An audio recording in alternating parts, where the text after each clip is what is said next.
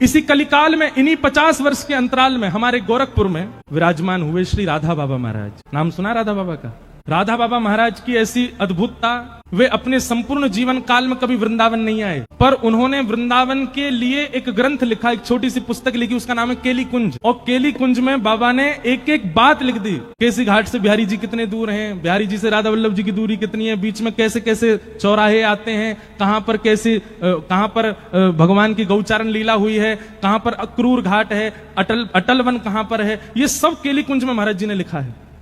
उनसे किसी ने पूछा, बाबा आप कभी वृंदावन तो गए नहीं, तो वृंदावन को पूरा भाव कहां थे आगो?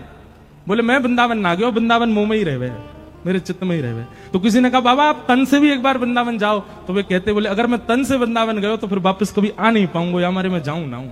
ऐसे राधा बाबा महाराज गोरखपुर में विराजते थे। तो उनकी लीला में एक बात आती है कि वे सुबह सुबह जब शौच के लिए जाते थे, सुबह 4:30-5 बजे, एक माताजी, बूढ़ी माताजी उनके पीछा करती थी। और जब वे शौच के लिए दूर वन में बैठे होते तो वो माताजी एक झाड़ी के पीछे बैठ के बाबा को देखती थी। तो बाबा के किसी शिष्य परिकर ने ये देख लिया, उसने माताजी को पकड़ के कहा, बोले हे मैया सुनो, तुम, हम सब जानते हैं तुम सुबह सुबह जाती हो बाबा के पीछे, है शौच के समय तो कम से कम ये सब नहीं करना चाहिए आपको। संत महापुरुष हैं बेचारे, पूरे दिन दर्शन देते हैं, दुनिया भर के लोग दर्शन करने आते हैं, पूरे दिन दर्शन किया करो, आप सुबह सुबह क्यों जाती हो उनके पीछे?